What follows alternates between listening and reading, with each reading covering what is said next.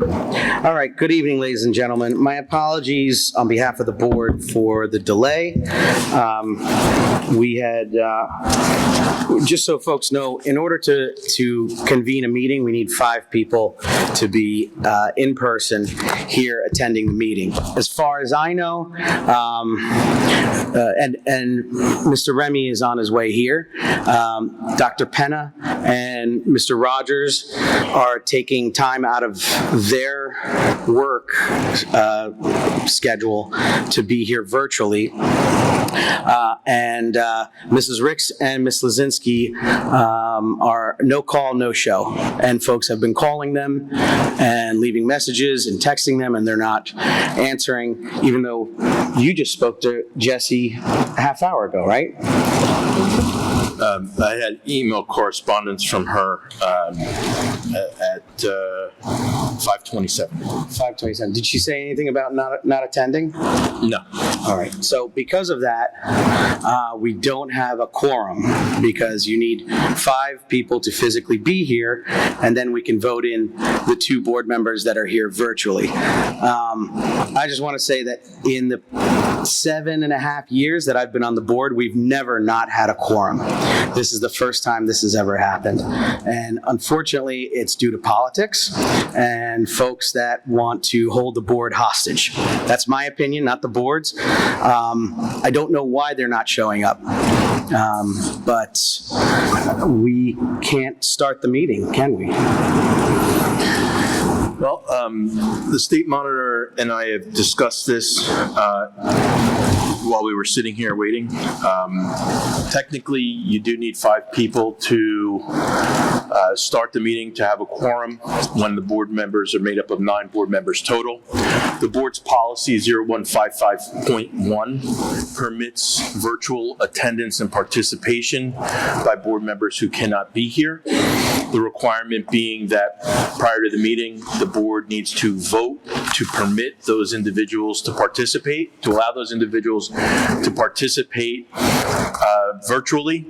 Since we don't have 5 people here in person, we're kind of can't start the meeting, but the state monitor and I have discussed this, and the restriction on starting the meeting related to virtual attendance is really a board policy as opposed to a law.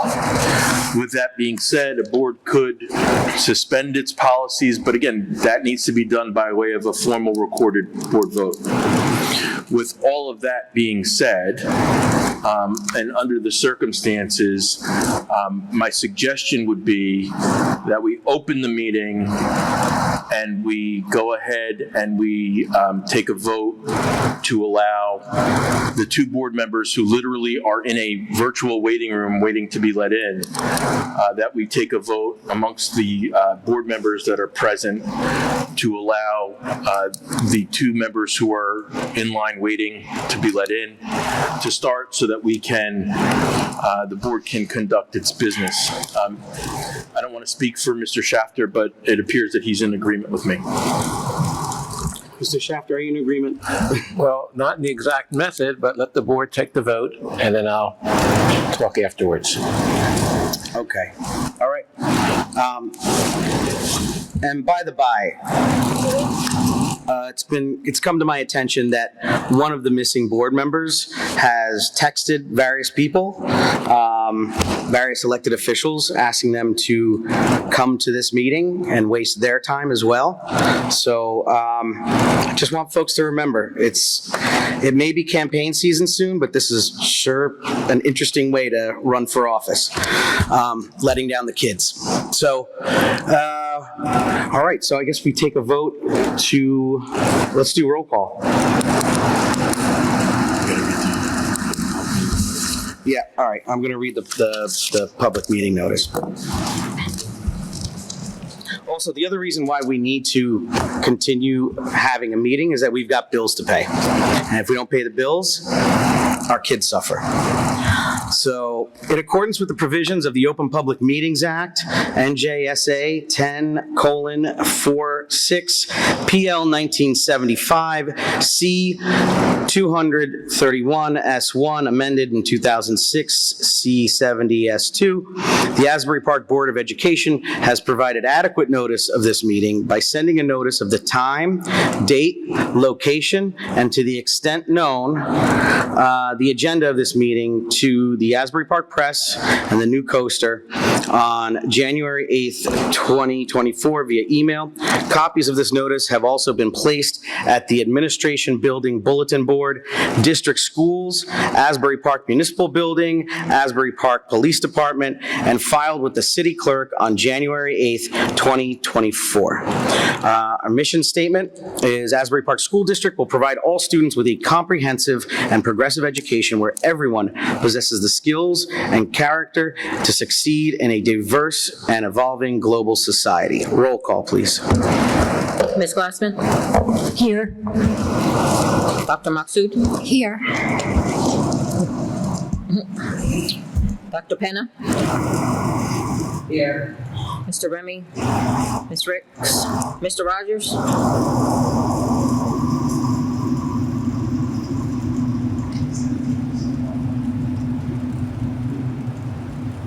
Tracy, Mr. Rogers, you have to take yourself off of mute.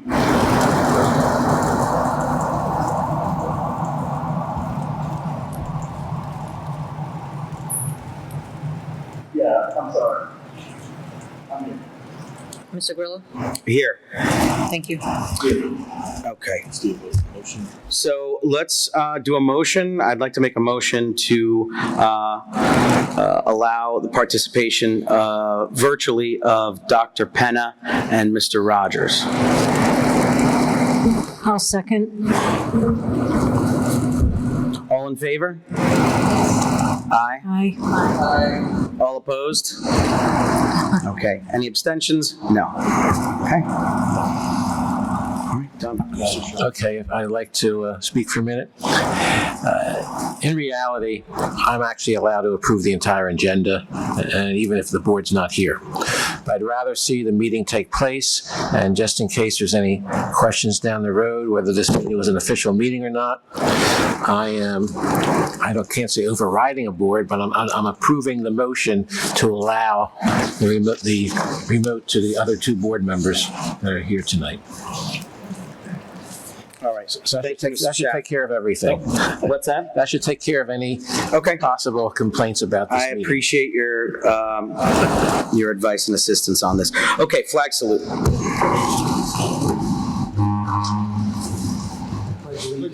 To the flag of the United States of America and to the republic for which it stands, one nation, under God, indivisible, with liberty and justice for all.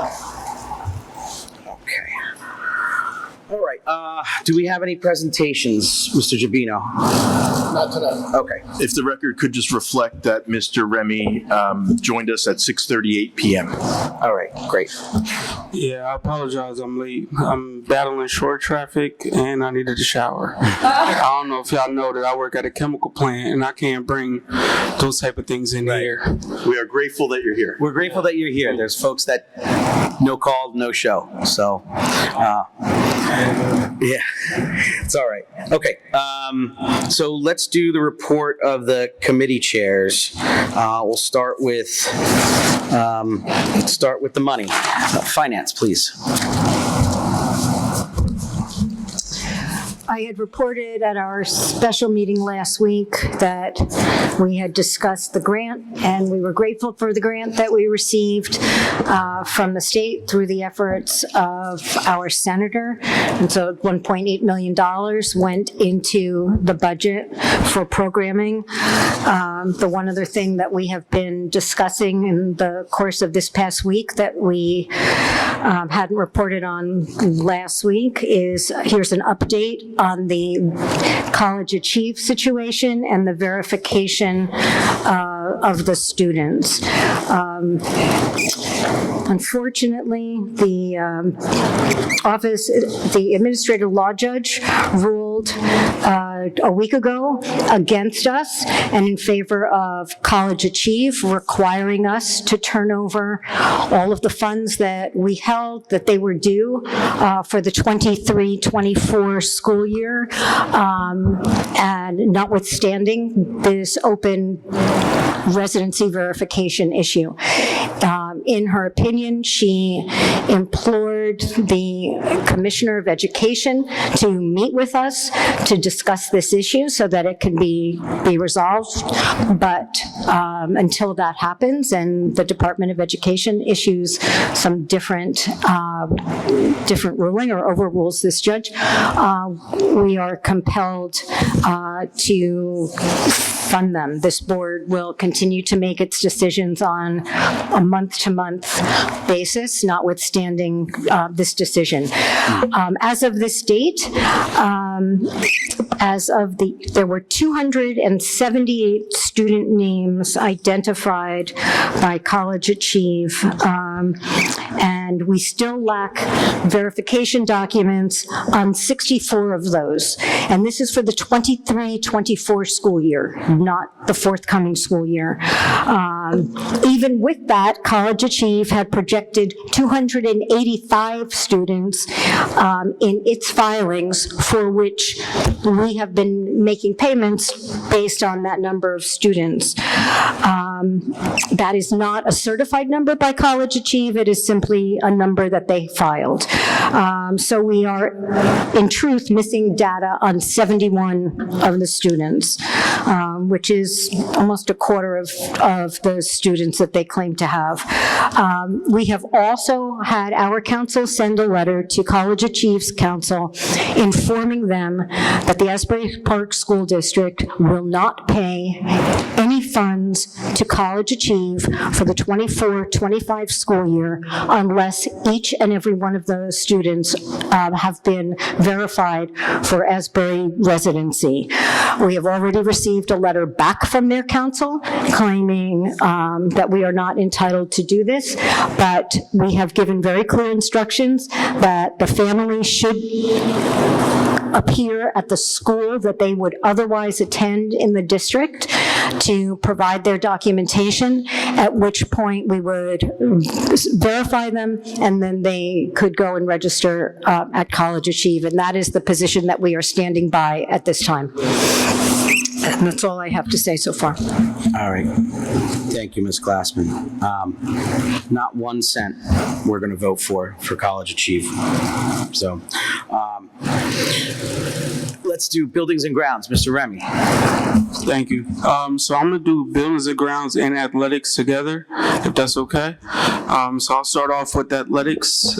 We have some great news.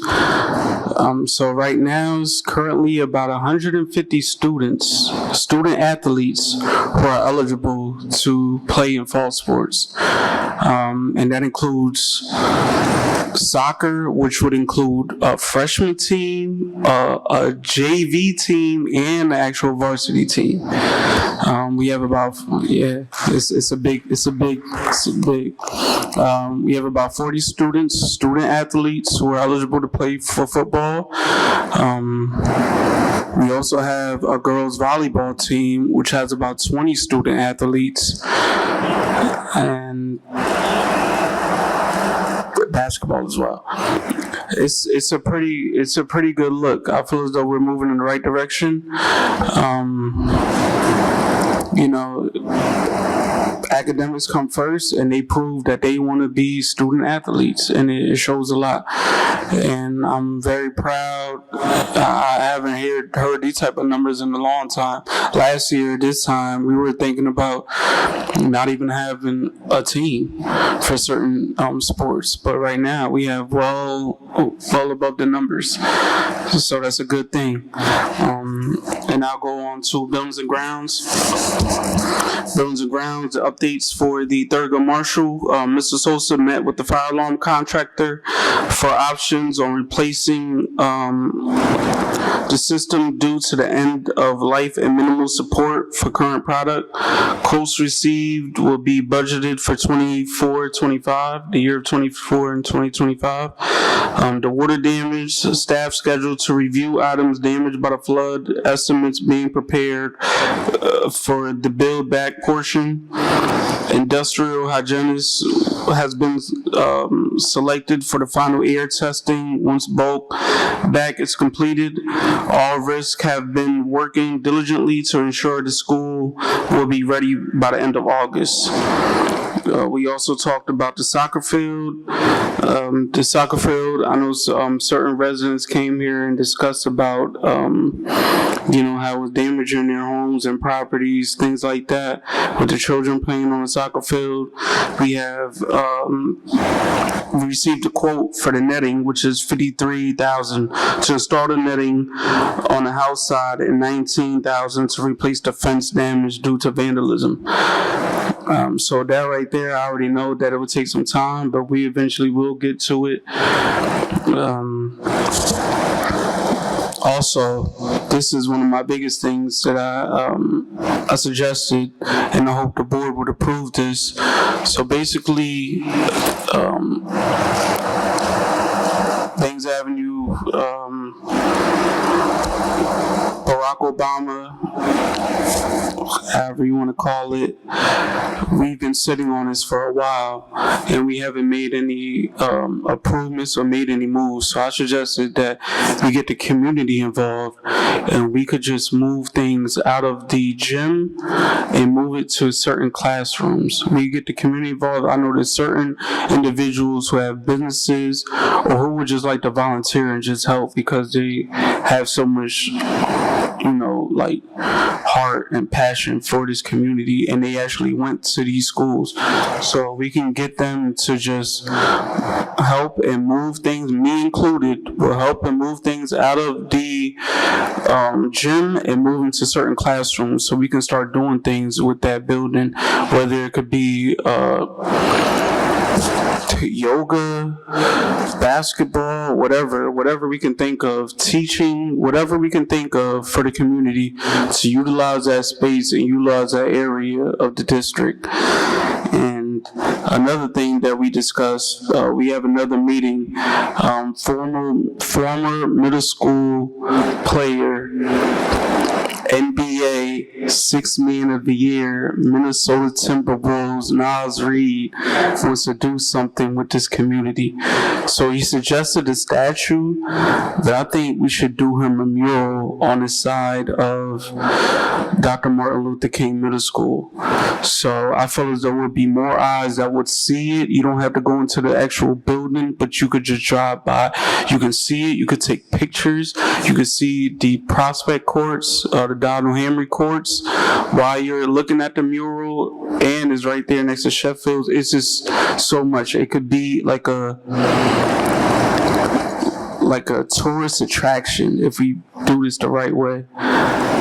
So I hope the board will, look at that and approve that. Not a lot of people that made it from Asbury are giving back, and he wants to give back. So why not? And he's our very own, He's doing his thing right now. If y'all don't know him, if y'all watch next season, Nas Reed, don't forget the name, Sixth Man of the Year, watch him. He represents. And that's Asbury Park right there. And he wants to do a basketball camp, right? Yeah, and a basketball camp. Yeah, I was getting to that, Joe. And a basketball camp as well.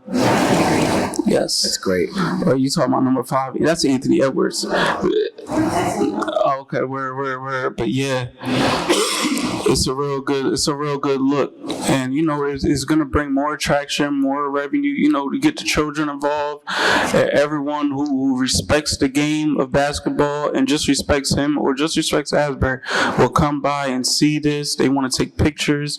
This to be opportunity to take a picture with a superstar, from their very own. It's inspiration. It's inspiring. I'm inspired just talking about it. So yeah, I feel like we should do that. We don't have nothing else going, so why not do that? Why not, Yeah. That's it. That's my report. Thank you.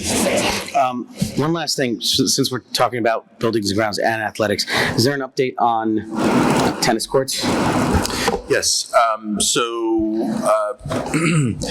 The Asbury Park Tennis Initiative, as board members are aware, would like to make a donation by way of providing tennis courts, 3 tennis courts to the district. I've been in touch with their attorney now for quite a while. We've been going back and forth. We have a memorandum of understanding with them.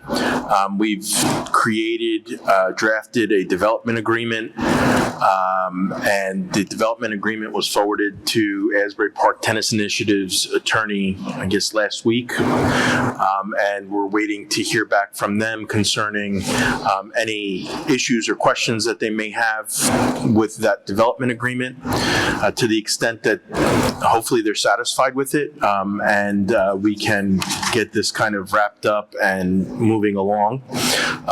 I know that the board's architect has been involved and has developed schematics for the courts, and at this point, once we have that agreement in hand, shovels can go into the ground.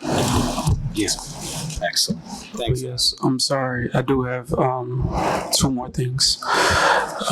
The fields behind the high school, I know that there's a turf and then there's another field. The turf is locked off. It's for our services, our games are legit. But the other side, the field is open to anyone who's to anyone who wants to use it. It'll be 24 hours access. And another thing I want to mention is AYF. AYF is the students. It's for the children within this district, and I feel as though that should waived. So either that's with us or joint services with the community, with the city. Just the children of this city. If they don't have AYF, they don't have nothing else for them to play or do, then we're just off to the wayside in a sense. So I feel like we should really do something and really waive those fees. So if we can't waive those fees, I feel as though the city should help us with joint services so we can get those fees waived, so our children of this city, of this district, can play and do what they need to do and represent us, so we can have more Nas Reeses out here. You know what I mean? So, Thank you. Just to piggyback on that, so just so everyone knows, we did send a letter to the city of Asbury Park asking for a meeting to talk about a variety of different issues, including shared services. Those shared services would also include seeing how we can manage opening the fields for a certain amount of time, because it costs money. So we're hoping to hear back from them in hopefully in a few days, set a meeting and set a course to try to get a few more access to some of the fields that the school owns. So is that it, Mr. Remy? Yes, sir. All right. Thank you. Let me see. All right, policy. Sade, do you have policy?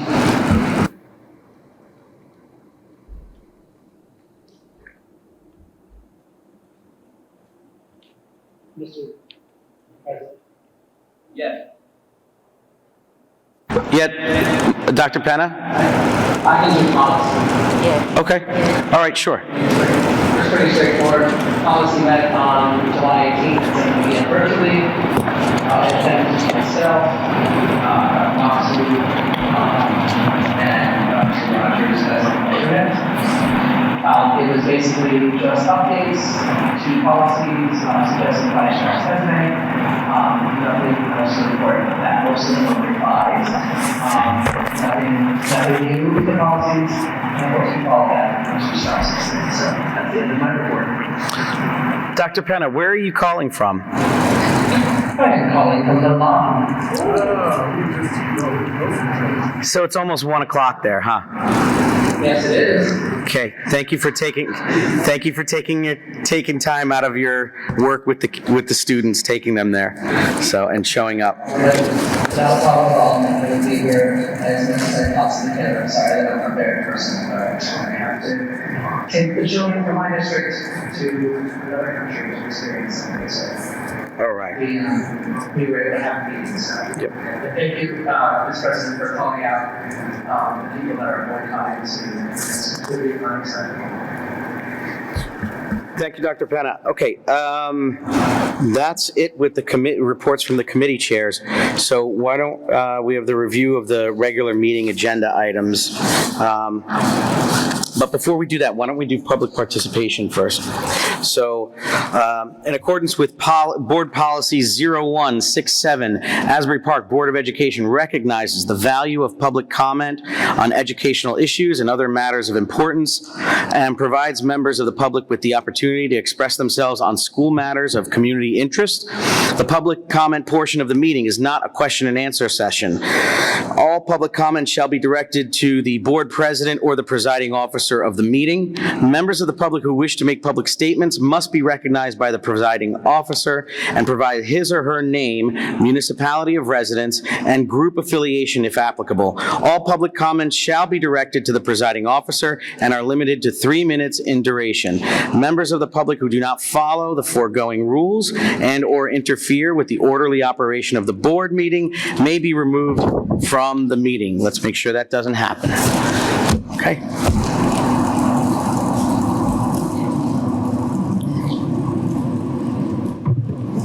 Good evening, board. My name is Nina Summerlin, and I reside at 1101 Bangs.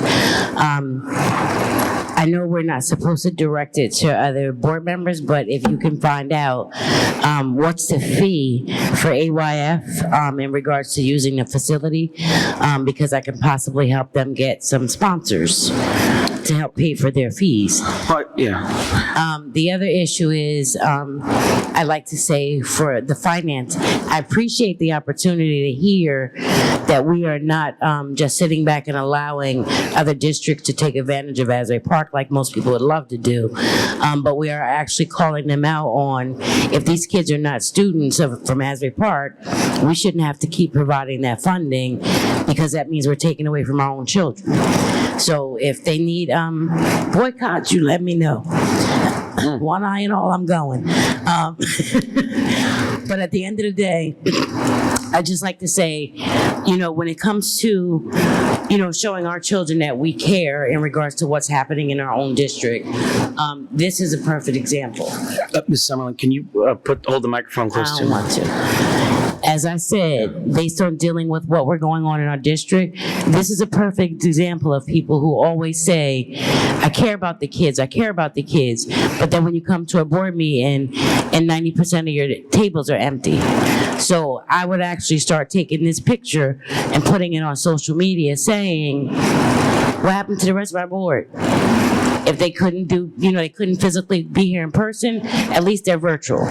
But what about the ones that keep saying they're about our children and they're really not here to provide that service for our kids? Let's call them out. Can we get an email to Ms. Summerlin about the cost for AYF? Is that all right? Okay. All right, great. Hello. Hello, Sheila Brazil, for the Times, 1200 Jeffrey Street. You remember that commercial? When this commercial, where's the beef? When you put it on social media, you can say, where's the board, okay? Where's the what? Where's the board? Where's the board members? Instead of where's the beef, where's the board members, okay? You know I'm like commercial stuff, you know how I am. And another thing, isn't there a policy, like if you miss like 3 or 4 consecutive board meetings with a no call, no show, you can be removed from the board? Yeah. Unless y'all change the update, I know it used to be. Right. Yeah, it is a statute, and well, it's something. Yeah. I know it's there. And just to be clear, so Mr. Saunders has gone I know through he's some medical issues, and he's let me know about that. So it's kind of like a doctor's note excuse. I don't know where Mrs. Ricks and Miss Lazinski Because are. I also received a text message about coming out to the board meeting today. From? Mrs. Ricks, from Jessie Mae Ricks. So Mrs. Ricks sent you a text message to come to the board I didn't really meeting. know, I thought it was, about the board. I was like, so I asked Nina, is this a board meeting on Thursday? Then I received a text saying that there was a board meeting and if I was going to come out. But at the end of the day, when you're not trying to put anybody out there, but if you're going to want to play games, we don't have time for that. But at the same time, we need to just make sure people are doing what they're supposed to do. It's like you have a job, no call, no show. You get fired from your job, right? So really, you need to go back and look at the record. I'm sure it's former board member. There's a statute or something saying if you miss consecutive meetings with a no call, no show, and you don't let the president know or somebody in charge know, something happens. I love you, but I can love you, but right is right, wrong is wrong, no matter who you are. I agree. Have a good night.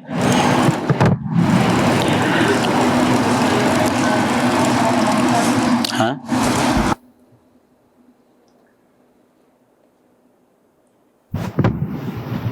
Felicia Simmons, Sewell Avenue, Asbury Park, New Jersey. I'm just here as president. Can't hear me? I'm trying to be nice. My voice is loud, naturally. President of WCC Historic Renovation Association, formerly known as Asbury Park Westside Community Center. I'm here just for multiple reasons, but because I got a text, because someone said, come attend this meeting. So before I make any judgment, I want to make sure that everybody is okay. And to kind of get to a couple just things that I just recently heard and was reading. When we ask for this validation of the people from the charter school to make sure we are not wasting our money that might wind up in a legal fee, is it a proper, I'm asking this for the attorney, and is it a proper standard practice for us to ask? Because I know before you even go to one of these schools, you have to get the verification and stuff from the school district. So are we asking something that is already asked for, or are we asking for something new? Because again, we don't want to be into the weeds. Don't answer me yet. I got a couple others. And second, with Bangs Avenue, as a person that loved it, I never went there, but I love the school. I'm down for doing something community oriented there. At being down the street and also in the midst of development plans for the area, I am looking to engage for something into 2000 and 3000 and beyond, especially working with local content, wind energy that has to come through Monmouth County, tons of other funding, and also looking for some great opportunities for the children and people of the community to advance us in the future. So I am engaged, been engaged with the church that's literally next door, and we own quite enough property down the street that we're in the midst of developing and making plans for development. So working with y'all will be great. And third is, let's do some new policies, right? I hear some good stuff. We're at an opportunity to develop new policies on teacher, student conduct, developmental education for the school. And also what I was noticing, something really great, well, not really great, but something standard. We're looking at schools that we pay to send our children to. I see Neptune on there quite a many times. Being a partial product of Neptune School, I know they have something different there. They have deaf students, and they have a full program for hard of hearing students and deaf students in that school district. That's maybe one of the reasons why we're sending our children there. When we're creative and creating content for Asbury Park, Sorry, time's up. Let's get the questions answered. Yeah, so to be clear, I'm not representing the board on the College Achieve matter, but I will say that this board takes their fiduciary obligation to protect the public funds and to be good stewards of the public funds very seriously. To that end, the board, before it disperses payments, wants to make sure that it's actually paying for something that it is required to pay for. And it's somewhat troubling when the board has to go jump through hoops and climb skyscrapers in order to get that information just because it wants to maintain the public's trust with and be good stewards of the public funds. So it is up to the courts and really up to the Commissioner of Education to try and come in to help the district to ensure that it is paying out monies that it is actually required to pay out. So to that end, I have no doubt that this board will continue to fight for what it believes in so that it can effectively discharge its obligations to protect the public funds.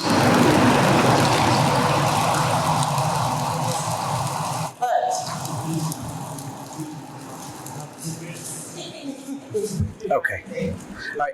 And also, folks, I know that you only have 3 minutes, but if the time runs out, you can always email Mr. Gerbino, can email me, and we'll get your questions answered. So, Ms. Simmons, that was my long way of saying the board's going to fight for what it feels is right, and that's it.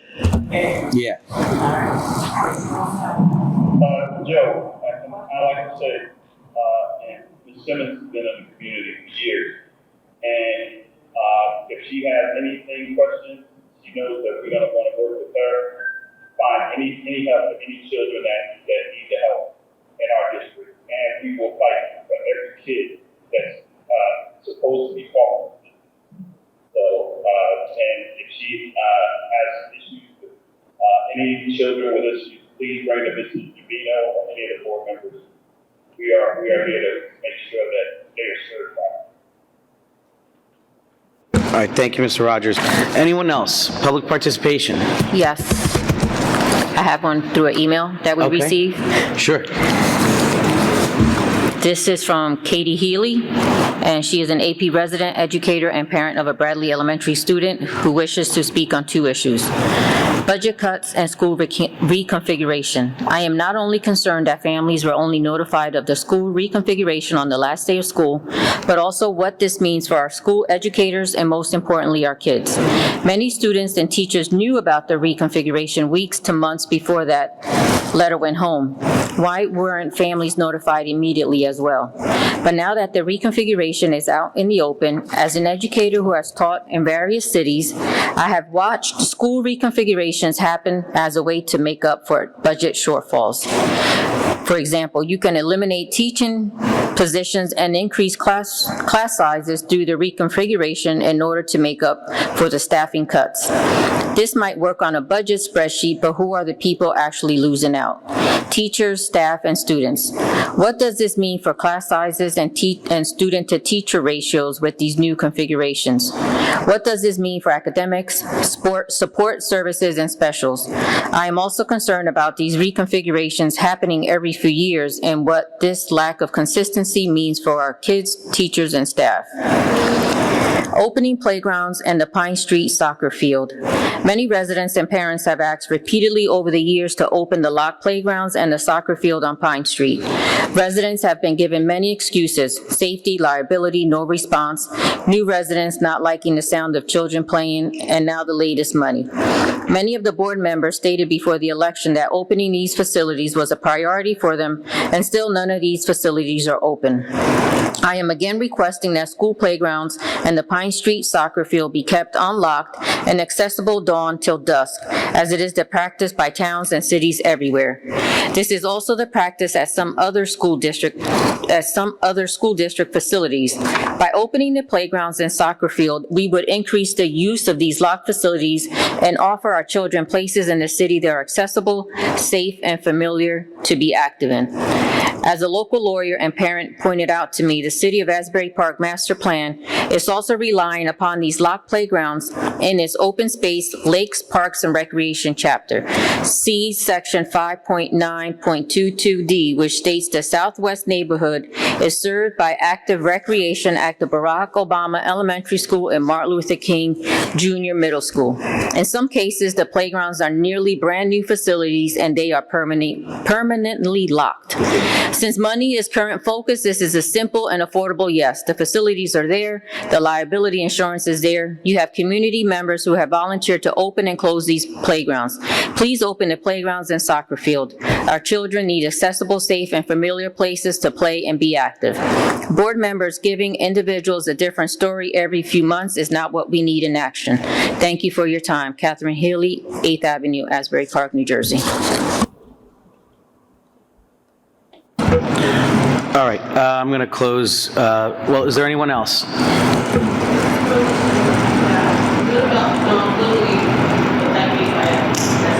Okay, all right. No one else? Okay, I'm closing the public participation. So, can you forward me that email of Miss Healy? And maybe I spoke with a few of the folks that wanted the parks and the playground open, explained to them that it's a lot more complex and those issues are not excuses, that they're reasons why. Because God forbid a child kicks a ball into private property and it goes in the pool and the kid hops the fence and drowns in the pool, that's on us. So when we ran for office, we said we want to safely and securely open parks, the fields and the playgrounds as much as possible. And at least I know that we're going to stick to that with an emphasis on safety and security first. Volunteers going and opening up the playground and closing up the playground. God forbid there's a fight and a volunteer goes to try to break it up and a child falls on the ground and gets hurt, that's on us. So there's a lot of different things that we need to go through, but this is why we're speaking with the city and we're going to meet with them and talk about shared services. So, but I appreciate Ms. Healy's email and taking the time to write all of that. I just want to read it on my own a second time, in peace. So, all right. So let's go. Great answer. What's that? That was a great answer. Thank you. It's a lot that goes into it. I don't think people realize what goes into it. Yeah. That's a great answer. And look, Mr. Remy is chair of Buildings and Grounds. He hears it all the time, how it's just like, we wish it could just be like, okay, let's unlock it and go. But it ain't that way, So let's review the regular meeting agenda items. How about that? Are there any questions from the board, either virtual or in person, on any agenda items? Okay. Mr. Grillo? Yes. I can make a comment, please? Yeah. Did everybody see the addition to the agenda, page C.4, item 2, on green paper? Blue. This is blue? I'm colorblind. I am colorblind officially. It was passed out at the meeting tonight. I'm sorry, can you repeat the item number?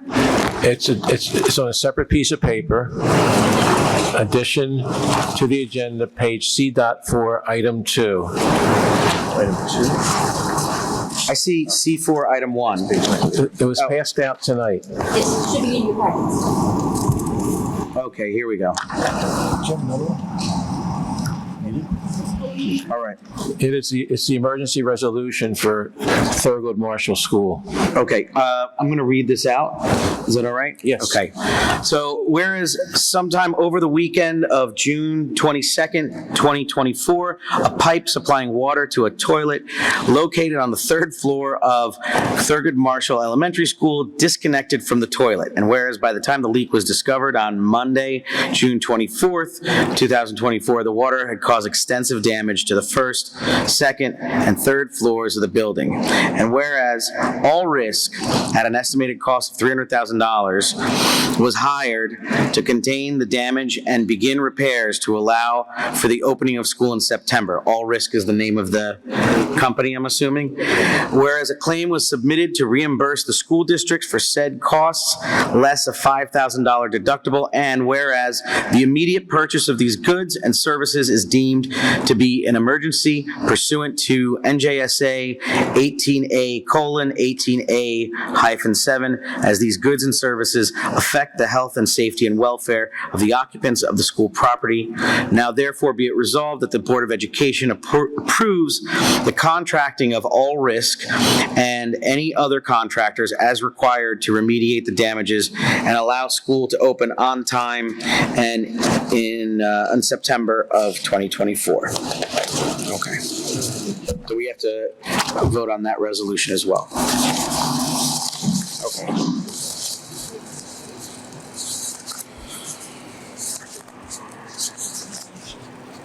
All right.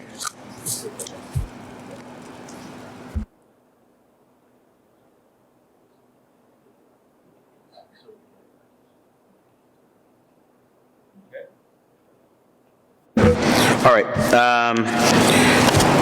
Very good. I did have one question about the one position that I saw in here, Assistant School Business Administrator. Is there an idea, and again, ballpark, in terms of the salary? Salaries in the county range from $75,000 to $125,000. Okay. All right. So it's depending on experience and what they can bring to the district. The job description was always there. It was changing it to tighten up the requirements and to provide for more accounting services.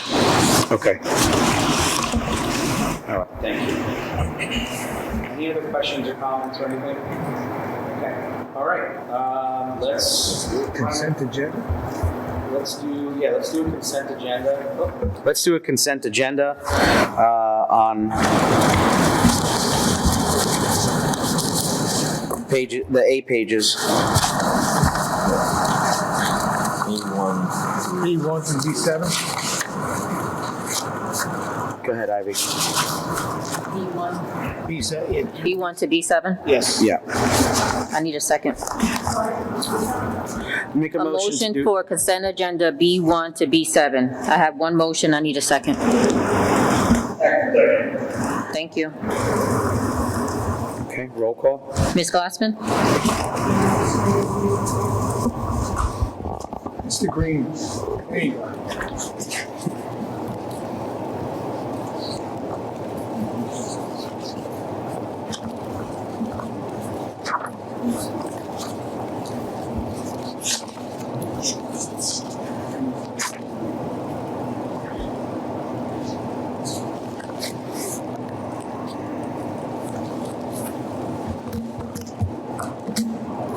Yes. Dr. Maxud? Yes. Dr. Penna? Yes. Mr. Remy? Yes. Mr. Rogers? Yes. Mr. Grillo? Yes. Thank you.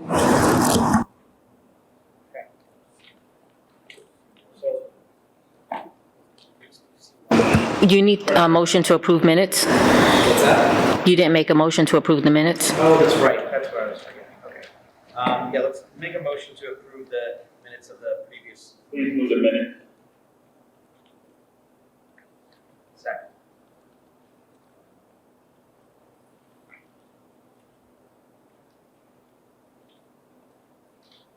Ms. Glassman? Yes. Dr. Maksud? Yes. Dr. Penna? Yes. Mr. Remy? Yes. Mr. Rogers? Yes. Mr. Grillo? Yes. Thank you. Before we go on, I did have a discussion with all the staff changes and collectively with our superintendent. I wish he could explain, and I'm very glad that he has spoken to staff to be very idealistic and watching the speech to the staff members. And if he could just explain that, as you've had in private reviews, there are always people around that I think they put together a complimentary staff of where people are going, and people are going to be able to really focus on the educational process and focus on the children. And so I want to commend him for him telling me that each of his administrative staff is totally focused on people's movements and trying to reduce the amount of moving people around. So I want to thank the superintendent. Yes, it was movement. And if you were at my first board meeting when I explained what I wanted to do, is I wanted to make sure we had the right people in the right places. In the past, we've had teachers that have taught middle school for 20 years. 20 years. You can't hear? Yeah. It's on. 20 years in the middle school, and because one reason or another, they wanted to put them down in third grade. So you got a teacher that taught social studies for 20 years. Now you're making them teach math, science, English, Now it's a learning curve for that staff member. So it made no sense to have staff members not where they belong. So I made sure we put the staff members where they belong. And the comment on that one comment with public session about restructuring the schools. Anybody that is in education knows that when you restructure a school and you bring all grade levels together, you create an optimal environment for learning. I spoke to Les Richens today, the county superintendent, and he's excited. He goes, that was the perfect thing to do, was to bring your pre-K together, to bring your kindergarten together, bring your first grade, all the grade levels together. So now you create cohorts of teams that are going to teach these kids. It's no longer you're going to have two grade levels in two different buildings. They're all going to be together sharing ideas and doing better by our students. So that's why I did what I did, not to break continuity in the district, but to improve continuity in the district. Because when you're all together, there's continuity. When you're separate, there is no continuity and consistency. Thank you. Thank you, Mr. Gervino. All right. Let's pay the bills.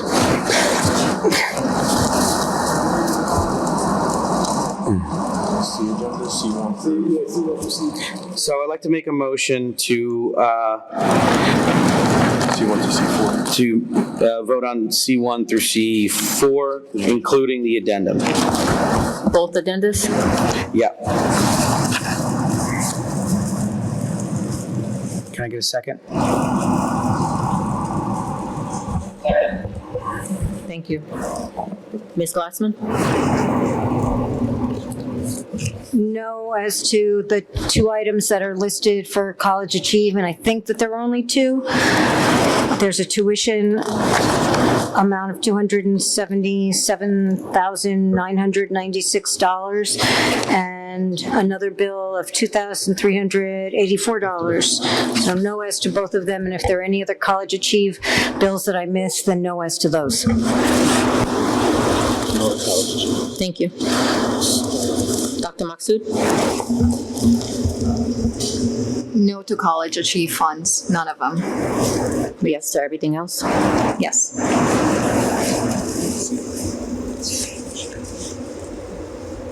Dr. Penna? Yes, everything except for anything that has to do with college achieve, that's a no. Thank you. Mr. Remy? Yes to everything, except that everything that has to do with College Achieve. Mr. Rogers? Yes to everything except for anything that has to do with college. Mr. Grillo? Yeah, yes to everything except for anything that has to do with College Achieve. Although I do have to abstain from paying any bills to gas, electric, cable, and water. Thanks to my new job. Any and all utilities. Yeah, any and all utilities.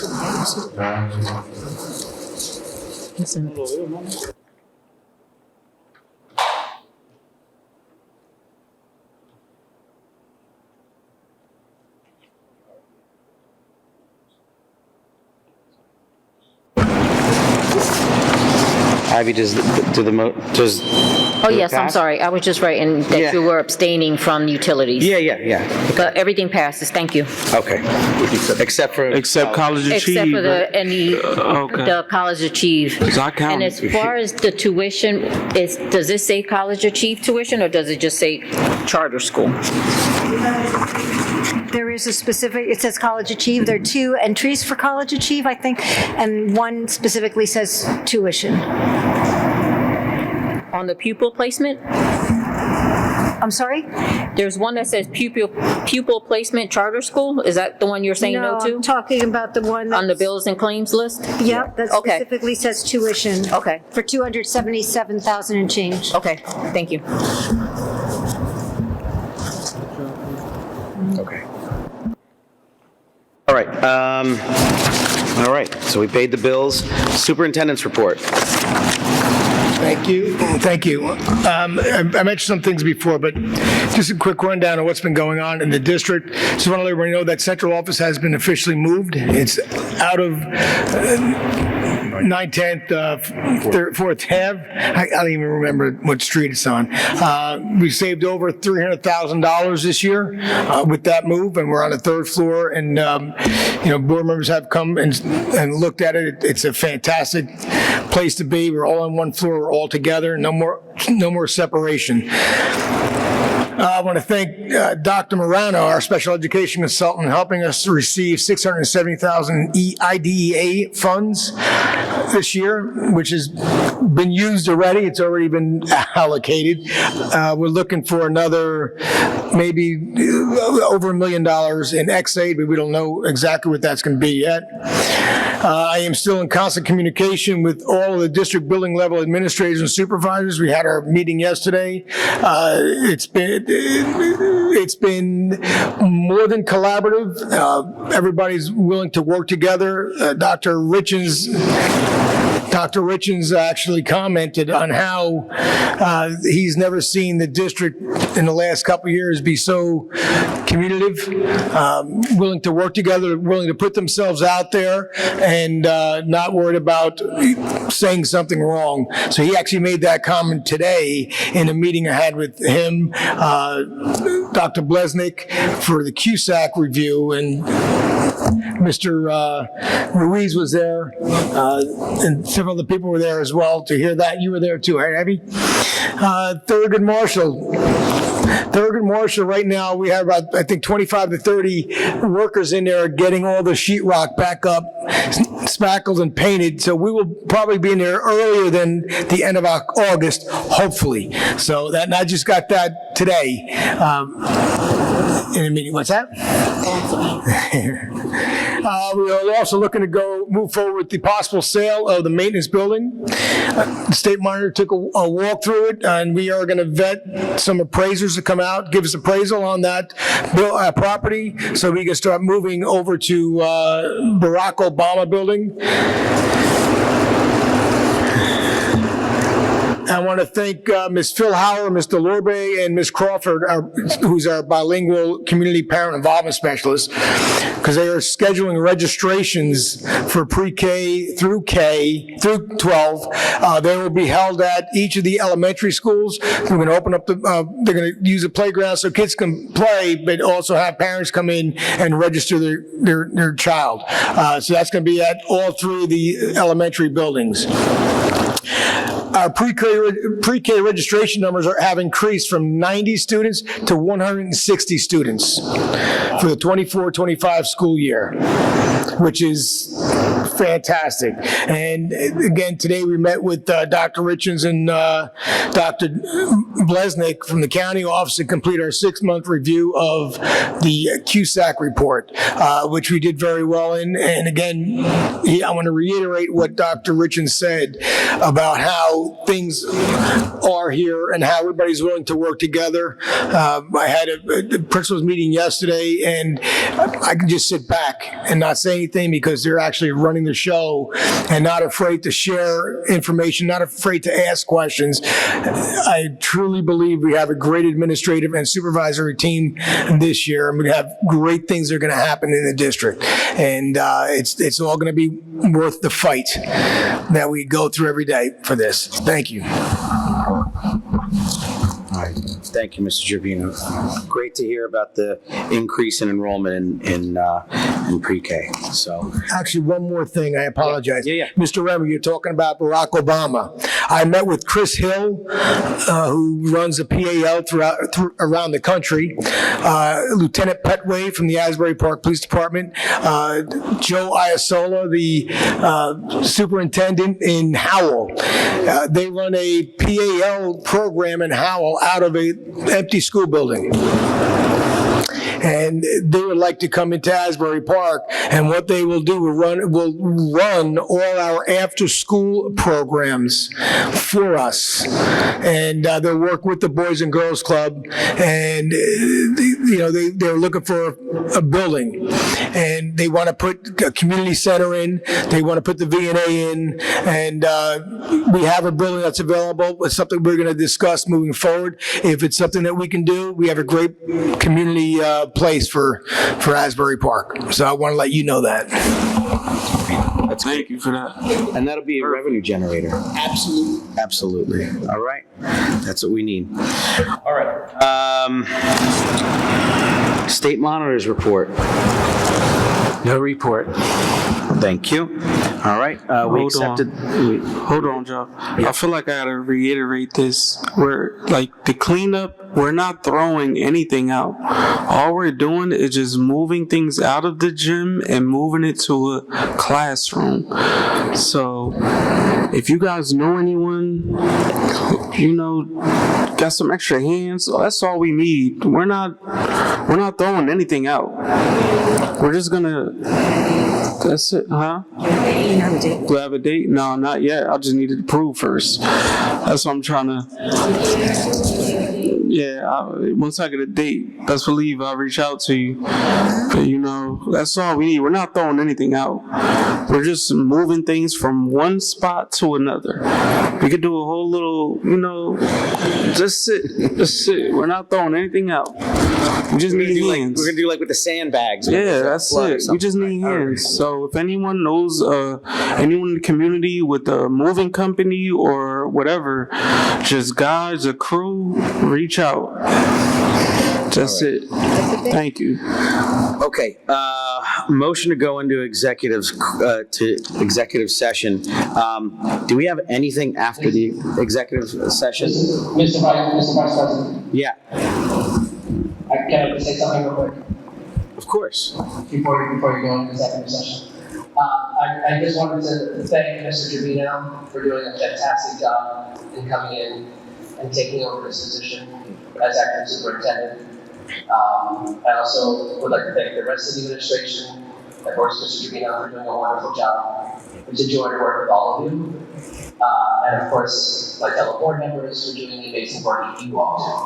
It's a joy to work with all of you. Thank you. Grazie. All right. I want to reiterate that and thank you, Dr. Pennant, for all the support.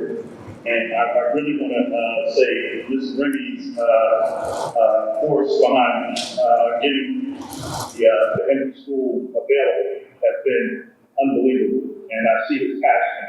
And anything he needs from me, I'm there.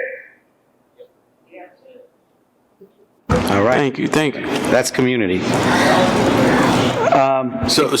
Mr. Grillo, if I can, Mr. Grillo, we're not going to be able to have Dr. Penna and Mr. Rogers in executive session given the board's policy 0155.1. They can't join virtually. So it's my recommendation that we adjourn the meeting, and then afterwards, in lieu of an executive session, if I could just talk to the 4 board members who are here.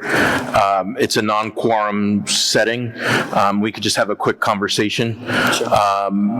But I don't think we're not able to have a full executive session tonight, given the lack of a quorum in person.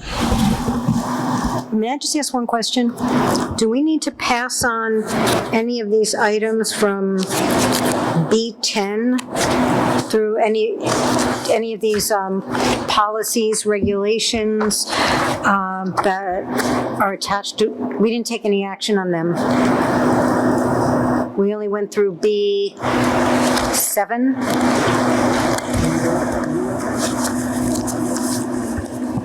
Policy is on page B5, number 11. Oh, okay. So the attachment is related to what you voted on. Okay. Okay, so we can't go into executive session. So we can make a motion to adjourn, and then we can have a conversation afterwards? Thank you. Okay. Look at that. It only took about an hour and a half, and half hour that was just waiting for folks that never showed up. Listen, really quick, if it's a health emergency, like if something happened and it was a health emergency, I hope that Mrs. Ricks and Ms. Lizinski are okay, but be nice to have heard from them. So, all right, motion to adjourn. Second. All right. And again, I apologize. If I knew everyone wasn't going to show up, I would have just came here dirty and just did what I had to do. I'm just saying. All right. No, Thank you, everybody. Never sit over there.